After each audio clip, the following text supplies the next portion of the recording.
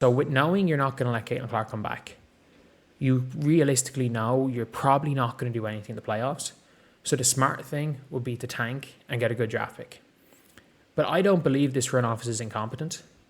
An incompetent front office gets to the playoffs, guaranteed loses in the guaranteed first round loss, gets to the playoffs, rather than tanking. That's what an incompetent front office does. That's what the Chicago Bulls do. But like the Miami Heat, when people are saying the Miami Heat refuse to tank, the Miami Heat sometimes make the playoffs and people think they should tank it and they fuck about and make the finals. So there are some teams that get in as a low seed instead of tanking, but you always give them like a puncher's chance, like a Milwaukee, or like, I'm trying to think, years ago, Boston, when Boston got in on the play-in after making the conference finals the year before. Miami, when they made the finals off the play-in. There's a load of these teams that are like on the bubble that you're like, in the NBA, they have a chance. When the Warriors made it through in the play-in one year, the year the Lakers made it through in the play-in and got to the conference finals. It happens.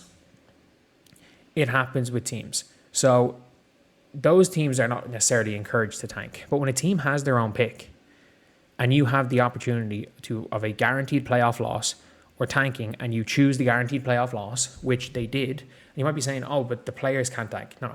The front office could have made sure this team didn't make the playoffs by taking Serena Sundell instead of Odyssey Sims, from taking Bree Hall instead of Aerial Powers when it happened, for not whatever argument thought Caitlin was going to be back. But realistically, if they're going to shut down Caitlin, they didn't need to take Odyssey Sims. They didn't need to bring in Shea Pay. They didn't need to bring in these players. They could have kept Kyra Lambert, who wasn't good enough. They could have brought in Serena Sundell. They could have brought in Bree Hall as a rotation player and just lost a bunch of those games. They could have lost a bunch of those games and not made the playoffs. A bunch of close games they won and not made the playoffs.